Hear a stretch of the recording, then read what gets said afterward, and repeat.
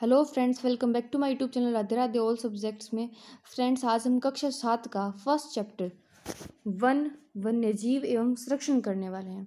यहाँ पे जो पीडीएफ मैंने बनाई है, इस पीडीएफ में मैंने कक्षा 7 की एनसीईआरटी से इंपॉर्टेंट टॉपिक इंक्लूड किए हैं और उनके अलावा एक्स्ट्रा पॉइंट जो इससे रिलेटेड हैं वो भी इंक्लूड किए हैं, जो आपकी जानकारी के लिए महत्वपूर्ण साबित होने वाले हैं।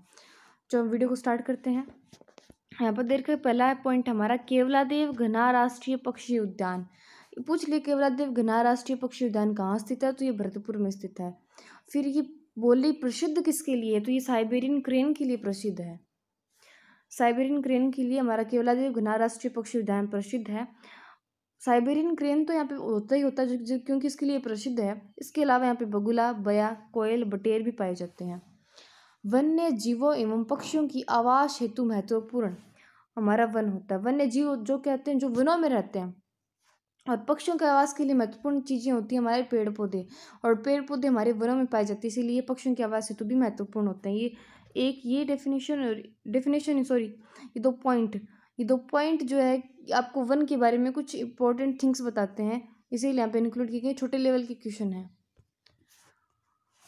प्रकृति द्वारा प्रदत्त अमूल्य उपहार वन होते हैं हमारे, क्योंकि नेचर हमें, जैसे नेचर में हम देखें पेड़ पौधे वनों के अंतर्गत आते हैं, और ये जो पेड़ पौधे हैं हमें प्राण वायु ऑक्सीजन देते हैं, और ऑक्सीजन का हमें वापस मूल्य देना नहीं पड़ता। वो ये नहीं कहते कि हमें आपको ऑक्सीजन दिए तो आप उसका मूल्य हमें वापस करो।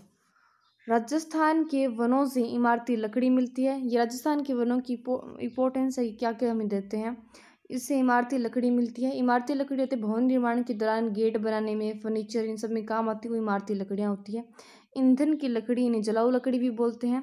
तेंदुपत्ता मिलता है। बांस, गोंद, खस व औषधियाँ मिलती है। राजस्थान के वनों की इम्पोर्टेंस ही है। अब मैं आपको तेंदुपत्ते और बांस का इनका यूज़ भी बता देती हूँ। तेंदुपत्तों बीड़ी बने, और बांस जो है, बांस ये तो बहुत उपयोगी चीज़ है। इससे बहुत कुछ भी बनता है, जैसे झोंपड़ी बनाने के लिए भी बांस का यूज़ किया जाता है, चारपाई बनाने में बांस का यूज़ किया जाता है। ये बांस की यूजेस हैं। राजस्थान राज्य की कुल क्षेत्रफल का वन क्षेत्र 10वां भाग है।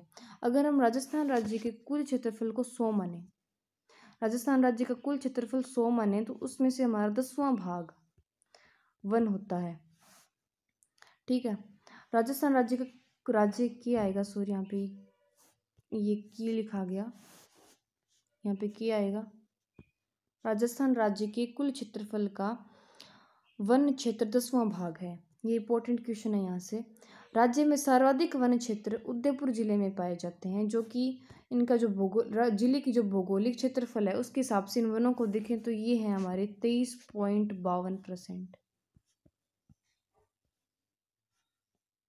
23.52% उदयपुर में उसके भौगोलिक क्षेत्रफल के हिसाब से पाए जाते हैं। 23.52% राज्य में सबसे वन उदयपुर में मिलते हैं, और सबसे कम वन क्षेत्र चूरू जिले में मिलते हैं।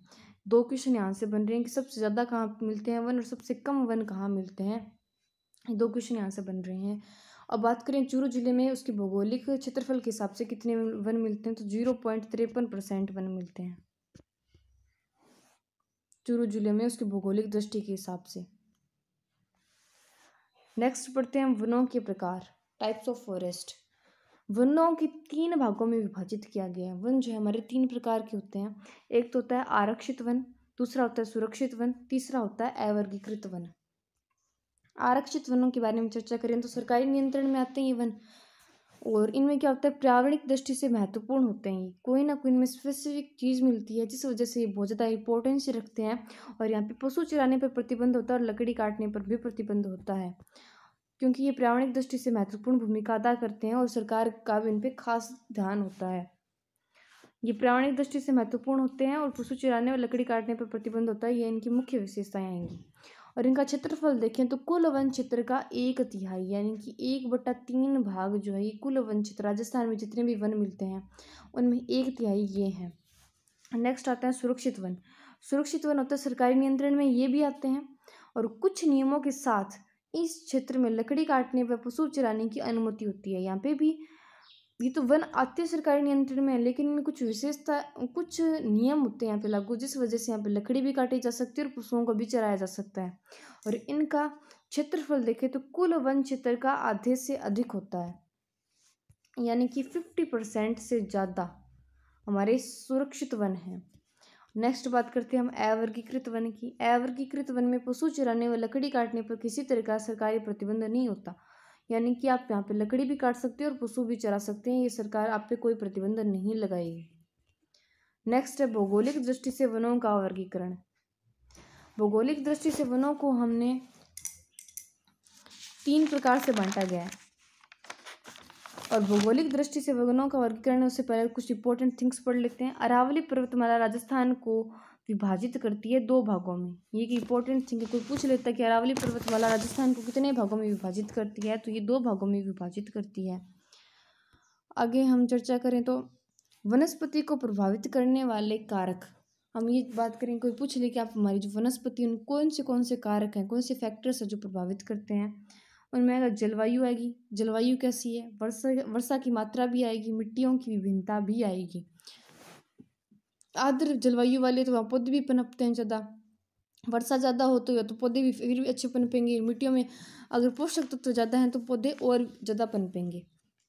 राजस्थान में भौगोलिक दृष्टि से प्रमुख वन पाए जाते हैं 3 प्रकार के, जो कि मैंने आपको पहले ही बता दिया था। फिर नेक्स्ट हम चर्चा करते हैं पहले प्रकार के वन की, जो है उष्णकटिबंधीय कंटीले वन। ठीक है, अब इनसे देखो कंटीले, यहाँ पे कांटे मिलेंगे, इनसे आप इनके जो पेड़ पौधे उनके बारे में आप जानकारियाँ ले सकते हो। उष्णकटिबंधीय में क्या आएंगे, शुष्क एवं अर्धशुष्क भागों में पाए जाते हैं, यानी कि कुछ तो एकदम जैसे मरुस्थल हो गया वो शुष्क क्षेत्र में आता है। अर्धशुष्क जहाँ पे एकदम नमी तो नहीं हो वायु में, लेकिन कुछ नमी हो, वो अर्धशुष्क भागों में आते हैं। और यहाँ पे जो पौधे हैं वो झाड़ियाँ और कंटीले वृक्ष हैं। और इनके पूछे ये कौन कौन से ज़िले में हैं, तो ये बीकानेर में मिलते हैं, हमारे चूरू में मिलते हैं, जैसलमेर, बाड़मेर, नागौर, जोधपुर, सीकर में मिलते हैं, हमारे झुंझुनू में मिलते हैं, जालौर आदि जिलों में ये पाए जाते हैं। ये इनके ज़िले आगे जहाँ जहाँ ये मिलते हैं। नेक्स्ट बात करते हैं यहाँ पे वृक्ष कौन से हैं, वो तो आपने बता दिया मोटे मोटे तौर पे कौन से वृक्ष मिलेंगे, कुछ झाड़ियों वाले मिलेंगे व कंटीले वृक्ष मिलेंगे। लेकिन वृक्षों में कैसे वृक्ष मिलेंगे, कंटीले तो होते हैं मान ली बात, लेकिन जो वृक्ष उनमें मिलेंगे हमें रोहिड़ा, खेजड़ी, धोकड़ा, बेर, बबुल, केर, नीम आदि वृक्ष यहाँ पे हमें मिलेंगे। नेक्स्ट आते हैं वंश, जो मरुस्थलीय वनस्पति उसे मरुद्भिद बोलते हैं। मरुद्भिद पादप जो कि मरुस्थलीय जैसे कैक्टस हो गया, ये मरुद्भिद पादपों की श्रेणी में आते हैं। और ये जो मरुस्थल में मिलते हैं, इस मरुस्थलीय वनस्पति को स्पेसिफिक नेम दिया गया है मरुद्भिद पादप। नेक्स्ट बात करते हैं उष्णकटिबंधीय कंटीले वनों की विशेषताएं। उष्णकटिबंधीय कंटीले वन है, उनकी विशेषताएं क्या है, तो इनकी विशेषताएं हैं, पहला तो तापमान अधिक, वर्षा कम। इनमें तापमान तो बहुत ज़्यादा रहता है लेकिन वर्षा बहुत कम होती है। वृक्षों की पत्तियां छोटी, कम वाष्पीकरण के लिए। ये वृक्ष, यहाँ पे जो वृक्ष होते हैं उनकी पत्तियां छोटी होती है, वाष्पीकरण कम हो इसके लिए। जड़ें इनकी गहरी होती हैं। इनको जैसे एग्जांपल से बताऊं तो मैं आपको, जैसे कैक्टस हो गया, सपोज दैट ये कैक्टस है, यहाँ पे इसकी पत्तियां कांटों के रूप में मिलती है। कांटों के रूप में होंगी तो ये नीचे से, ये जैसे यहाँ पे पत्तियां हैं कांटों के रूप में है, ये हमारा कैक्टस है, यहाँ पे ये पत्तियां लगी हुई कांटों के रूप में है। तो ये पौधा जो है जल से पोषक तत्व तो ग्रहण करेगा, लेकिन ये पत्तियां कांटों के रूप में है तो इन पर कोई रंध्र नहीं पाए जाते, ये वाष्पीकरण की प्रक्रिया नहीं करेंगी, इसीलिए पानी की क्षति जो है वो कम होगी, पानी इनसे कम निकलेगा। ये इनकी खास विशेषता होती है कि कंटीले जहाँ पे जो पत्तियां वो कांटों के रूप में बदल जाती हैं। और नेक्स्ट, इनकी जड़ें भी गहरी होती है क्योंकि इन्हें पानी चाहिए होता है। पानी तो फिर ज़मीन के ऊपर तो इजीली मिलता नहीं है, इसीलिए इनकी जड़ें भी गहरी होती हैं। खेजड़ी किस प्रकार का वृक्ष है, ये क्वेश्चन बनता है खेजड़ी के लिए। खेजड़ी बहुउपयोगी वृक्ष है, मतलब बहुत से कामों में उपयोग आता है। राजस्थान का राज्य वृक्ष भी अपना खेजड़ी है, और खेजड़ी को राजस्थान का गौरव, थार का कल्प वृक्ष भी बोलते हैं। कल्प वृक्ष हम जानते हैं जो सारी इच्छाओं को पूर्ण करता हो, वैसे ही रेगिस्तान के अंदर सारी इच्छाओं को पूर्ण करने वाला वृक्ष खेजड़ी को माना गया। इसका जो साइंटिस्ट नेम है प्रेसेसिप सिंड्रेरिया, प्रेसेसिप सिंड्रेरिया इसका वैज्ञानिक नाम है। और इसके बाद में इसकी कुछ राज्य वृक्ष घोषित का भी किया गया, कब खेजड़ी दिवस मनाया जाता है, इन सब के बारे में हम जानकारी लेते हैं। और फिर बात करते हैं 1983 में राज्य वृक्ष से घोषित कर दिया गया, जो खेजड़ी उसे 1983 में राज्य वृक्ष घोषित किया गया था। 5 जून 1988 को विश्व पर्यावरण दिवस के अवसर पर खेजड़ी वृक्ष पर 60 पैसे ये काट लिखा गया, सॉरी का आएगा यहाँ पे। 60 पैसे का डाक टिकट जारी किया। मतलब 5 जून को हम जो विश्व पर्यावरण दिवस मनाते हैं, उस पर खेजड़ी को सम्मान देने के लिए इस पर 60 पैसे का डाक टिकट भी जारी किया था। विजयदशमी के दिन समी या खेजड़ी, इसे वेद उपनिषदों में ना समी बोला गया है, और खेजड़ी तो हम जानते ही हैं। विजयदशमी के दिन खेजड़ी बोलें या वेद उपनिषदों के हिसाब से इसे समी बोलें तो इसकी पूजा की जाती है। नेक्स्ट हम चर्चा करें रोहिड़ा की। तो रोहिड़ा राजस्थान का राज्य पुष्प है। रोहिड़ा राजस्थान का राज्य पुष्प है। अन्य नाम इसका मारवाड़ टिक्का। इसका नाम है मारवाड़ टिक्का। और यहाँ पे जो टिक्का 3 है ना, ये भी गलती से लिखा गया, यहाँ पे टिक्का ही है ओनली। इसका नाम है मारवाड़ टिक्का। अन्य नाम है इसका वैज्ञानिक नाम है टिकोमेला अंडुलेटा। ये इसका scientist zoological name, sorry botanical name है इसका। वैज्ञानिक नाम भी बोल देते हैं इसे टिकोमेला अंडुलेटा। इसको राजकीय पुष्प घोषित किया गया 1983 में। यानी कि इसे राजस्थान का राज्य पुष्प मानते हैं। ये पूछा जाए क्वेश्चन कि इसे राजकीय पुष्प कब घोषित किया गया, तो 1983 में।